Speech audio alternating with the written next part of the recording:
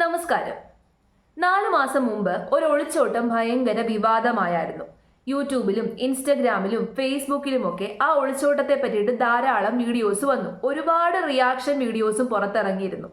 ഞാനും ആ ഒളിച്ചോട്ടത്തെ പറ്റിയിട്ട് ഒരു റിയാക്ഷൻ വീഡിയോ ചെയ്തായിരുന്നു. ദിയയുടെയും കിരണിന്റെയും ഒളിച്ചോട്ടമായിരുന്നു അത്. അപ്പൊ ഇതാണ് ദിയയും കിരണും. ഈ ദിയ ഒരു മുസ്ലിം യുവതിയാണ്, കിരൺ ഒരു ഹിന്ദു യുവാവാണ്. അപ്പോൾ ഉറപ്പായിട്ടും വലിയ പ്രശ്നങ്ങളൊക്കെ ഉണ്ടാകുമല്ലോ, കാരണം രണ്ടുപേരും രണ്ട് മതത്തിൽപ്പെട്ടിട്ടുള്ള വ്യക്തികളാണ്. ഈ ദിയ വർക്ക് ചെയ്ത് ക്ലിനിക്കിൽ ഡ്രൈവറായിട്ട് വർക്ക് ചെയ്തുകൊണ്ടിരുന്ന വ്യക്തിയായിരുന്നു ഈ കിരൺ. അങ്ങനെ ഇവർ തമ്മിൽ കണ്ടുമുട്ടുകയും പ്രണയത്തിലാകുകയും വീട്ടുകാരെ എതിർത്ത് രണ്ടുപേരും ഇറങ്ങിപ്പോയി കല്യാണം കഴിക്കുകയും ഒക്കെ ചെയ്തു. അന്ന് ഹിന്ദു ആചാരപ്രകാരമാണ് ഇവരുടെ കല്യാണം നടന്നത്. മാലയൊക്കെ ഇട്ട് സിന്ദൂരമൊക്കെ തൊട്ടിട്ടാണ് കല്യാണം നടന്നത്. അതുകൊണ്ട് തന്നെ അത് ഭയങ്കര വിവാദമായിരുന്നു. ഒരുപാട് ചർച്ച ചെയ്യപ്പെട്ടിട്ടുള്ള ഒരു ഒളിച്ചോട്ടമാണ്. അങ്ങനെ അത് വിവാദമായതോടു കൂടിയിട്ട് ഈ രണ്ടുപേരും രംഗത്ത് വന്നു, ലൈവിൽ വന്ന് ഞങ്ങൾ സന്തോഷത്തോടു കൂടിയിട്ടാണ് ജീവിക്കുന്നത്, വീട്ടുകാരെ എതിർത്ത് പോകേണ്ട ഒരു അവസ്ഥ വന്നതുകൊണ്ടാണ് ഇറങ്ങിപ്പോയത് എന്നൊക്കെ പറഞ്ഞ് ഒരുപാട് ന്യായീകരണങ്ങളൊക്കെ നിരത്തി. എന്നാൽ ഇപ്പൊ അവരുടെ രണ്ടുപേരുടെയും ഇപ്പൊ പ്രണയമല്ലല്ലോ, ദാമ്പത്യ ജീവിതം മൊത്തത്തിൽ താറുമാറായി എന്നാണ് കേൾക്കാൻ സാധിക്കുന്നത്. വീട്ടുകാരെ പറ്റിച്ച്, വീട്ടുകാരെ വഞ്ചിച്ച്, അവരെ വിഷമിപ്പിച്ച് മൊത്തത്തിൽ നാണം കെടുത്തിയിട്ടാണ് ഈ ദിയ ഇറങ്ങിപ്പോയത്. വീട്ടുകാരെ മാത്രമല്ല ഈ ദിയ നാണം കെടുത്തിയത്, അതോടൊപ്പം തന്നെ വേറൊരു കുടുംബത്തെയും ദിയ നാണം കെടുത്തി. ഈ ദിയയുടെ എൻഗേജ്മെന്റ് വരെ കഴിഞ്ഞതാണ്. കല്യാണം ഉറപ്പിച്ച് എൻഗേജ്മെന്റ് വരെ കഴിഞ്ഞിരുന്നൊരു പെൺകുട്ടിയാണ് ദിയ. അതിന് മുമ്പ് തന്നെ ഇവർ തമ്മിൽ പ്രണയബന്ധമായിരുന്നു. അപ്പൊ പ്രണയബന്ധം ഉണ്ടെന്നുണ്ടെങ്കിൽ ഒരു കാരണവശാലും ഒരു എൻഗേജ്മെന്റ് നിന്നു കൊടുക്കേണ്ട ആവശ്യമുണ്ടായിരുന്നോ? ഇല്ല. അങ്ങനെ ടോട്ടലി രണ്ട് കുടുംബത്തെയും കൂടിയാണ് ദിയ നാണം കെടുത്തിയത്. സ്വന്തം ഉപ്പയെയും ഉമ്മയെയും സ്വന്തം സഹോദരങ്ങളെയും ഒക്കെ നാണം കെടുത്തി. അതോടൊപ്പം തന്നെ എൻഗേജ്മെന്റ് കഴിഞ്ഞ് ആ ചെറുക്കനെയും നാണം കെടുത്തി. കാരണം എൻഗേജ്മെന്റ് കഴിഞ്ഞ് ഇനി കല്യാണത്തെക്കുറിച്ച് ആലോചിച്ച് ആ ഒരു പ്രതീക്ഷയിൽ കഴിയുന്ന ഒരു പയ്യന് സ്വന്തം വധു ഇറങ്ങിപ്പോയി, ഒളിച്ചോടിപ്പോയി എന്ന് കേട്ട് കഴിയുമ്പോൾ അവന്റെ അവസ്ഥ എന്തുമായിരിക്കും? നാട്ടുകാരും വീട്ടുകാരും കുടുംബക്കാരും സ്വന്തക്കാരും എല്ലാവരും അവനെ കളിയാക്കും, കൂട്ടുകാർ അവനെ കളിയാക്കും. അങ്ങനെ എല്ലാവരെയും നാണം കെടുത്തിയിട്ട് ഇറങ്ങിപ്പോയതാണ്. ഇപ്പൊ ആ ദാമ്പത്യ ജീവിതം താറുമാറായിപ്പോയി. ഇങ്ങനെ ഇരിക്കും. ഈ കണ്ണവന്റെ ഒക്കെ പുറകെ ഇറങ്ങിപ്പോയി കഴിഞ്ഞാൽ ഇങ്ങനെ ഇരിക്കും. പ്രണയിക്കണ്ട എന്നൊന്നും പറയത്തില്ല. പ്രണയം എന്ന് പറയുന്നത് അത്ര തെറ്റായിട്ടുള്ള പരിപാടിയൊന്നും അല്ല. പക്ഷേ വീട്ടുകാരെ കണ്ണീര് കുടിപ്പിച്ച് മൊത്തത്തിൽ നാണം കെടുത്തി ഒരു ഉറപ്പുമില്ലാത്ത ഒരു വ്യക്തിയോടൊപ്പം ഇറങ്ങിപ്പോയി കഴിഞ്ഞാൽ ഇങ്ങനെ ഇരിക്കും. അങ്ങനെ അവസാനം അവൻ മുഴുക്കുടിയനാണ് എന്ന് ദിയ മനസ്സിലാക്കി. അവൻ്റെ ഒപ്പം ഇനി ഒരിക്കലും ജീവിക്കാൻ പറ്റത്തില്ല എന്നുള്ളൊരു അവസ്ഥയായപ്പോൾ ദിയ തിരിച്ച് വീട്ടിലേക്ക് ചെന്നു. ആ വീട്ടുകാർ എന്തോ ഭാഗ്യത്തിന് ദിയയെ അക്സെപ്റ്റ് ചെയ്തു. ഇപ്പൊ ദിയ ദുബായിലെങ്ങാണ്ട് ജോലിക്കാണ്, വീട്ടുകാരാണ് ജോലിക്ക് പറഞ്ഞയച്ചത്. അത്രയും ഒരു ഭാഗ്യം ഉണ്ടായി. സാധാരണ രീതിയിൽ അങ്ങനെ ഉണ്ടാകുന്നതല്ല. ഇതുപോലെ ഇറങ്ങിപ്പോയി കഴിഞ്ഞാൽ വീട്ടുകാർ തള്ളിക്കളയും. പിന്നെ തിരിച്ചു ചെന്ന് കഴിഞ്ഞാൽ ഒരു കാരണവശാലും കേറ്റത്തില്ല. പല വീട്ടുകാരും പല സ്വഭാവമാണല്ലോ. ഒരുപാട് ഓർത്തഡോക്സ് ചിന്താഗതിയുള്ള വീട്ടുകാരാണെന്നുണ്ടെങ്കിൽ ഒരു കാരണവശാലും തങ്ങളെ നാണം കെടുത്തി ഇറങ്ങിപ്പോയ പെൺകുട്ടിയെ ഒരിക്കലും തിരിച്ച് കേറ്റത്തില്ല. കാരണം അഹങ്കാരമല്ലേ കാണിച്ചത്. അപ്പൊ ഏതായാലും ഈ ദിയയുടെ വീടിനടുത്തുള്ള ഒരു നെയ്ബർ, ഒരു അയൽവാസി സംസാരിക്കുന്ന ഒരു ഓഡിയോ ഉണ്ട്. ആ ഓഡിയോ നമുക്കൊന്ന് കേൾക്കാം. അത് കുട്ടി വന്നിട്ട് അവർ ഒഴിവാക്കിയ ദിവസം വന്നു. പോലീസ് സംസാരിച്ച് മുന്നോട്ട് പോകാൻ നീക്കോന്ന് രജിസ്റ്റർ കല്യാണം കഴിഞ്ഞല്ലോ. എനിക്ക് വ്യക്തമല്ല പറഞ്ഞത്. ഇവർ ഒളിച്ചോടി പോയതിനു ശേഷം ഇവർ പോലീസ് സ്റ്റേഷനിൽ ഹാജരായി. ഇവരെ ഒളിച്ചോടി പോകുന്ന മുമ്പ് രജിസ്റ്റർ കഴിഞ്ഞു. രജിസ്റ്റർ ചെയ്തിരുന്നവര് ബാംഗ്ലൂരേക്ക് അവിടുന്ന് തിരിച്ചു വന്ന് കണ്ണൂർ താമസം തുടങ്ങി. ഇപ്പൊ അടിച്ച് അവർ തിരിച്ചു വന്നു. ഇപ്പൊ കൂടി തിരിച്ചു വന്നു. അതെന്തോ അവരായിട്ട് മുന്നോട്ട് പോകാൻ കഴിയില്ലെന്ന് പറഞ്ഞിട്ട് എന്ത് തിരിച്ചു വന്നു. അങ്ങനെ അതിന് തരാനുള്ള കാരണം എന്താണെന്ന് അറിയില്ല, എന്നെ റീസൺ എന്താണെന്ന് അറിയില്ല. അത് തിരിച്ചു വന്നു, വീട്ടിലേക്ക് തിരിച്ചു വന്നു. അവർ സ്വീകരിച്ചു. അതിലുള്ള ഡൈവോഴ്സ് കേസ് കാര്യങ്ങൾ ഡൈവോഴ്സ് ചെയ്തെന്ന് തോന്നുന്നു. അതായിട്ടുണ്ടാവും വിചാരിക്കണം. അതെയോ? ഈ തിരിച്ചു വരാനുണ്ടായ കാരണം എന്താണെന്ന് നമുക്ക് അറിയുന്ന തന്നെയാണ്. നമ്മളൊരു അറിയുന്ന ചങ്ങായിട്ട് മകൾ തന്നെയാണ്. അവർ തിരിച്ചു വരാനുള്ള റീസൺ എന്താണെന്നുള്ളത് അവർ കിട്ടിയിട്ടില്ല. അത് ശരി. അപ്പൊ ഇത് ഇവർ തിരിച്ചു വരാനുണ്ടായ കാരണങ്ങൾ എന്നോട് എനിക്ക് കിട്ടിയ ചില വിവരങ്ങൾ, ഈ പെൺകുട്ടിയെ മദ്യപിക്കാൻ പിന്നെ ഈ കിരൺ നിർബന്ധിച്ചുവെന്നും ബിയർ കഴിപ്പിച്ചുവെന്നും അതൊക്കെ ഉൾക്കൊള്ളാൻ പറ്റാത്തത് കൊണ്ടും മാനസികമായി വലിയ പ്രയാസത്തിലായതുകൊണ്ടും താൻ വലിയ ചതിയിൽ അകപ്പെട്ടു എന്നൊക്കെ മനസ്സിലാക്കി ഒരു പുനർവിചിന്തനത്തിന് വിധേയമായി തിരിച്ചു വന്നു എന്നാണ് എന്നെ കോൺടാക്ട് ചെയ്ത ആൾ പറഞ്ഞത്. എന്നിട്ടാണ് നിങ്ങൾ മുണ്ടേരി ഭാഗത്തുള്ള ആരെങ്കിലും ബന്ധപ്പെട്ടാൽ കുറച്ചുകൂടി ആഴത്തിൽ വിവരങ്ങൾ അറിയാം എന്ന് പറയുന്നതും. അങ്ങനെയാണ് നമ്മൾ തമ്മിൽ സംസാരിക്കുന്ന ഈ ഫോൺ കോളിലേക്ക് എത്തിയത്. സംഭവം ഉണ്ടായിട്ടുണ്ടോ റീസൺ എന്താണെന്നുള്ളത് വെച്ചാൽ അറിയില്ല. പിന്നെ അവനായിട്ട് മുന്നോട്ട് പോകാൻ കഴിയില്ല എന്നുള്ളത് മാത്രമേ അറിയാം. ചില ഓൾ ഉദ്ദേശിച്ച പോലത്തെ നമ്മളിപ്പോൾ ഒരാൾ ഒരു പെൺകുട്ടി എത്തനത്തിൽ വെച്ചോടുമ്പോൾ അവൻ്റെ അടുത്ത് നല്ലതായ ജീവിതത്തിൽ മുന്നോട്ട് പോകാന്നുള്ളിലായിരിക്കുമല്ലോ പോകുന്നത്. അന്ന് റിയാക്ഷൻ വീഡിയോ ചെയ്തവരെല്ലാം ഏറ്റവും കൂടുതൽ ചർച്ച ചെയ്ത ഒരു വിഷയമായിരുന്നു ഇത്. എൻഗേജ്മെന്റ് കഴിഞ്ഞിട്ടാണ് ഇറങ്ങിപ്പോകുന്നത്. ഈ എൻഗേജ്മെന്റ് നടക്കുന്നതിനൊക്കെ തൊട്ട് മുമ്പ് ഈ കിരണും ദിയയും തമ്മിൽ രജിസ്റ്റർ മാരേജ് ചെയ്തു. അപ്പൊ ഏറ്റവും വലിയൊരു ചതിയാണ് കാണിച്ചത്. സ്വന്തം കുടുംബത്തോട് മാത്രമല്ല, ആ പയ്യനോടും ചതിയാണ് കാണിച്ചത്. അവനിപ്പോ എന്താണോ എന്നറിയത്തില്ല, അവന്റെ അവസ്ഥ എന്തായി, അവൻ വേറെ വിവാഹം കഴിച്ചോ എന്നൊന്നും അറിയത്തില്ല, ആ പയ്യൻ ആരാണെന്നും അറിയത്തില്ല. 4 മാസമായല്ലോ.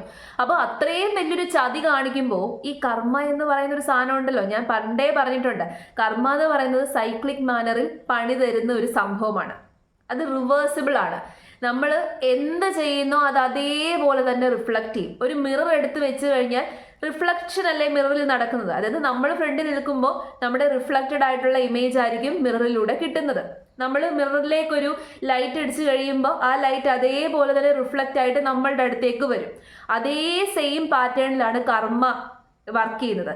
നമ്മൾ എന്ത് ചെയ്തോ, എന്തൊക്കെ പ്രശ്നങ്ങൾ കാണിച്ചോ, എന്തൊക്കെ വൃത്തികേടുകൾ കാണിച്ചോ, ആ വൃത്തികേടുകളൊക്കെ നമ്മളുടെ അടുത്തേക്ക് തന്നെ തിരിച്ചു വരും. കാരണം അന്ന് റംദാൻ മാസമാണ് ദിയ ഇറങ്ങിപ്പോയത്. അത് ഒരുപാട് ആൾക്കാർ ദിയെ വിമർശിച്ചിരുന്നു. പക്ഷേ നല്ലപോലെ ജീവിക്കട്ടെ എന്ന് നമ്മളെല്ലാവരും പ്രതീക്ഷിച്ചു. ഇറങ്ങിപ്പോയതാണെങ്കിൽ, വീട്ടുകാരെ കണ്ണീര് ആഴ്ത്തി പോയതാണെന്നുണ്ടെങ്കിൽ നല്ലപോലെ ജീവിക്കട്ടെ, അങ്ങനെ ജീവിക്കുമെന്നാണ് വലിയ ന്യായീകരണമൊക്കെ നിരത്തിയത്. ഞങ്ങൾ നല്ലപോലെ ജീവിക്കും, വീട്ടുകാരെ ഞങ്ങൾക്ക് വേണ്ട, നാട്ടുകാരെ ഞങ്ങൾക്ക് വേണ്ട, ഞങ്ങൾക്ക് ആരെയും വേണ്ട, ഞങ്ങൾ സുഖമായിട്ട് സ്വസ്ഥമായിട്ട് ജീവിക്കുമെന്ന് പറഞ്ഞു. എന്നിട്ട് ഇപ്പൊ അവസാനം കിരൺ എന്ന് പറയുന്ന അവന്റെ തനിക്കൊണം ദിയ മനസ്സിലാക്കി. കുറച്ച് നാളത്തെ പരിചയമേ ഉള്ളൂ, 2-3 വർഷം, അത്രയും പോലും ഇല്ല, 1-2 വർഷം അല്ലെങ്കിൽ മാസങ്ങളുടെ മാത്രം പരിചയത്തിന്റെ പുറത്താണ് ഇറങ്ങി പോകുന്നത്. എന്നാൽ വീട്ടുകാരും വർഷങ്ങളായിട്ട് പ്രസവിച്ച് വളർത്തി ഇതുവരെയൊക്കെ എത്തിച്ചു അല്ലേ. ഈ വീട്ടുകാർ അറേഞ്ച് ചെയ്യുന്ന മാരേജ് അങ്ങ് പെർഫെക്റ്റ് ആണെന്നൊന്നും ഞാൻ പറയുന്നില്ല. ഒരുപാട് അറേഞ്ച് മാരേജുകളുടെ പ്രശ്നങ്ങൾ നമ്മൾ ഓരോ ദിവസവും അറിയുന്നതാണ്. അറേഞ്ച് മാരേജിനും പരിമിതികളുണ്ട്, പ്രശ്നങ്ങളുണ്ട്. ലവ് മാരേജിലും പരിമിതികളുണ്ട്, പ്രശ്നങ്ങളുണ്ട്. പക്ഷെ വീട്ടുകാരുടെ സമ്മതമില്ലാതെ ആ ഒരു കല്യാണത്തിലേക്ക് പോയി കഴിയുമ്പോൾ അവസാനം നമ്മൾ അവിടെ ഒറ്റയ്ക്കാവും. ഈ ആഴക്കടലിൽ കിടന്ന് കൈകാലിട്ട് അടിക്കുന്ന അവസ്ഥയായി പോവും. ഇവിടെ എന്തോ ഭാഗ്യത്തിന് ദിയയ്ക്ക് ആ ഒരു അവസ്ഥ ഉണ്ടായില്ല. ഈ ഒരു ജീവിതം വേണ്ട എന്ന് മനസ്സിലായപ്പോൾ ദിയ അപ്പൊ തന്നെ ഇറങ്ങിപ്പോന്നു, വീട്ടിലേക്ക് ചെന്നു. വീട്ടുകാർ അക്സെപ്റ്റ് ചെയ്തു. വീട്ടുകാർ അക്സെപ്റ്റ് ചെയ്തില്ലായിരുന്നെങ്കിലോ? നിങ്ങളൊന്ന് ആലോചിച്ച് നോക്കിക്കേ. ദിയയെ വീട്ടുകാർ അക്സെപ്റ്റ് ചെയ്തില്ലായിരുന്നു എന്നുണ്ടെങ്കിൽ ദിയ എന്ത് ചെയ്തേനെ? പോയി ജീവിതം അവസാനിപ്പിക്കേണ്ടി വന്നേനെ, ആ ഒരു അവസ്ഥയായേനെ. ഇതുകൊണ്ടാണ് പറയുന്നത് പെൺകുട്ടികൾ മാക്സിമം സൂക്ഷിക്കുക. വളരെ കുറച്ച് നാളത്തെ പരിചയം മാത്രമുള്ള ആൺകുട്ടികളുടെ ഒപ്പം പോകാതെ ഇരിക്കുക. പെൺകുട്ടികളും ആൺകുട്ടികളും ഒരേപോലെ മോശമാണ്. പക്ഷേ പല ആൺകുട്ടികളും പ്രണയിച്ച് നടക്കുമ്പോൾ വഞ്ചിക്കാൻ വേണ്ടിയിട്ടും ഒരുപാട് കള്ളത്തരങ്ങൾ പറയും. അന്നേരം ഒരു ഫാന്റസി വേൾഡാണ്. അപ്പോൾ ഒരുപാട് വാഗ്ദാനങ്ങൾ തരും, ഒരുപാട് കാര്യങ്ങൾ പറയും. ആ കാര്യങ്ങളൊക്കെ സത്യമാകണമെന്നില്ല. ഈവൻ 10-12 വർഷം പരിചയമുള്ള ആൾക്കാരുടെ പുറകെ പോയവർ പോലും അനുഭവിക്കുന്നുണ്ട്, ഒരുപാട് പ്രശ്നങ്ങൾ അനുഭവിക്കുന്നുണ്ട്. മനുഷ്യന്മാരുടെ സ്വഭാവം എപ്പോഴാണ് മാറുന്നത് എന്നൊന്നും നമുക്കറിയത്തില്ല. ഇത്രയും നാളും നമ്മൾ കണ്ടവരെ ആയിരിക്കത്തില്ല ഇനി അങ്ങോട്ട് നമ്മൾ കാണാൻ പോകുന്നത്. പെട്ടെന്നായിരിക്കും സ്വഭാവം മാറുന്നത്. അപ്പൊ എന്ത് വിശ്വസിച്ചാണ് ഇറങ്ങി പോകുന്നത്? അതേസമയം വീട്ടുകാരെ സമ്മതത്തോടു കൂടിയിട്ടാണ് ചെയ്യുന്നത് എന്നുണ്ടെങ്കിൽ അവസാനം വീട്ടുകാരെങ്കിലും ഒപ്പം നിൽക്കും. അറ്റ്ലീസ്റ്റ് നമ്മുടെ കണ്ണീരിൻ്റെ ഒപ്പം കൂടെ കരയാൻ ആരെങ്കിലും ഒക്കെ കാണും. ഇതിപ്പം ആരെങ്കിലും ഉണ്ടോ? ദിയയ്ക്ക് ആ ഒരു ഭാഗ്യം ഉണ്ടായി എന്ന് വെച്ച് എല്ലാ സ്ത്രീകൾക്കും, എല്ലാ പെൺകുട്ടികൾക്കും ആ ഭാഗ്യം ഉണ്ടാകണമെന്നുണ്ടോ? ഇല്ല. ഇങ്ങനൊരു സാഹചര്യത്തിൽ ഒരു പെൺകുട്ടി അല്ലെങ്കിൽ ആൺകുട്ടി ഒളിച്ചോടിപ്പോയി കല്യാണം കഴിച്ചു. ഏറ്റവും കൂടുതൽ പഴി കേൾക്കേണ്ടി വരുന്നത് പെൺകുട്ടിയുടെ വീട്ടുകാരാണോ ആൺകുട്ടിയുടെ വീട്ടുകാരാണോ? പെൺകുട്ടിയുടെ വീട്ടുകാരായിരിക്കും. സമൂഹത്തിന് മുമ്പിൽ നാണം കെടുന്നതും പഴി കേൾക്കേണ്ടി വരുന്നതും പെൺകുട്ടികളുടെ വീട്ടുകാരായിരിക്കും, അതായത് ആൺകുട്ടികളുടെ വീട്ടുകാരല്ല. ആൺകുട്ടികളുടെ വീട്ടുകാർക്ക് അത്ര വലിയ പഴിയൊന്നും കേൾക്കേണ്ടി വരത്തില്ല. മാത്രമല്ല, ഒരു പെണ്ണും ആണും ഒളിച്ചോടിപ്പോയി ഏറ്റവും കൂടുതൽ പഴി കേൾക്കുന്നത് ആരാണ്? പെൺകുട്ടിയാണ്. ആൺകുട്ടിക്ക് ഒന്നും നഷ്ടപ്പെടാനില്ല. അങ്ങനെയാണല്ലോ നമ്മുടെ സമൂഹം കരുതി വെച്ചേക്കുന്നത്. അതുകൊണ്ട് തന്നെ അപമാനിക്കപ്പെടുന്നതും നഷ്ടപ്പെടാനുള്ളതും പ്രശ്നങ്ങൾ ഉണ്ടാകുകയും ജീവിതം തകരുകയും ഒക്കെ ചെയ്യുന്നത് പെൺകുട്ടിയുടെ ആയിരിക്കും. അപ്പൊ നമ്മൾ സൂക്ഷിക്കുക. ഒരു ആവേശത്തിന്റെ പുറത്ത്, ഒരു ഫാന്റസിയുടെ പുറത്ത് ഒരു കുഴിയിലേക്ക് എടുത്ത് ചാടിക്കഴിഞ്ഞാൽ പിന്നെ 10 തവണ വിചാരിച്ചാലോ അല്ലെങ്കിൽ ഒരുപാട് എനർജി ഉപയോഗിച്ചെന്ന് പറഞ്ഞു കഴിഞ്ഞാലോ ആ കുഴിയിൽ നിന്ന് തിരിച്ച് കയറാൻ പറ്റത്തില്ല. നമ്മൾ പശുക്കളൊക്കെ ചില സമയത്ത് ഇതുപോലെയാണ്. ഈ കന്നിനെ മേയാൻ വിടരുതെന്ന് പറയും, അല്ലെങ്കിൽ കന്നിനെ കയം കാണിക്കരുത് എന്നുള്ളൊരു പഴഞ്ചൊല്ലുണ്ട്. ഈ കന്നിനെ കയം കാണിച്ചു കഴിഞ്ഞാൽ കയത്തിലേക്ക് കന്നെടുത്തങ്ങ് ചാടും. പിന്നെ കന്നിനെ അതിനകത്തൊന്ന് പിടിച്ചു കയറ്റാൻ പറ്റുമോ? ഒരിക്കലും ഇല്ല. ഈ കന്നെന്ന് പറഞ്ഞു കഴിഞ്ഞാൽ പശുക്കളെയാണ് കേട്ടോ പറയുന്നത്. അപ്പോൾ ഒരു കാരണവശാലും ഇത്തരം അവിവേകങ്ങൾ ആരും കാണിക്കാതെ ഇരിക്കുക. വളരെ ശ്രദ്ധയോട് കൂടിയിട്ട് ശരിയായിട്ടുള്ളൊരു കാര്യത്തിലേക്കാണോ പോകുന്നത് എന്നൊക്കെ ഒരുപാട് ആലോചിച്ചതിന് ശേഷം മാത്രം ഇത്തരം തീരുമാനങ്ങളൊക്കെ ആൾക്കാർ എടുക്കുക, പെൺകുട്ടികൾ എടുക്കുക. കാരണം ഈ ഒരു സമൂഹം അത്രയും മോശപ്പെട്ടൊരു സമൂഹമാണ്. ചിലപ്പോൾ നമ്മളെ ട്രാപ്പിലാക്കാനാണ് നമ്മളുടെ ഒപ്പം കൂടുന്നതെങ്കിലും 2-3 വർഷമൊക്കെ ആയിട്ട് പ്രണയിച്ചതായിരിക്കും, പക്ഷെ അതൊരു ട്രാപ്പായിരിക്കും. ഇത്രയും വർഷം പ്രണയിച്ചു എന്നൊന്നും പറഞ്ഞിട്ടൊന്നും കാര്യമില്ല. എല്ലാം ഇങ്ങനെയാണ്. സോ വളരെ സൂക്ഷിച്ചും കണ്ടും മുന്നോട്ട് പോവുക. ഇപ്പൊ അവസാനം എന്തുവായി? പെരുവഴിയിലാവേണ്ടതായിരുന്നു, പക്ഷെ പെരുവഴിയിലായില്ല.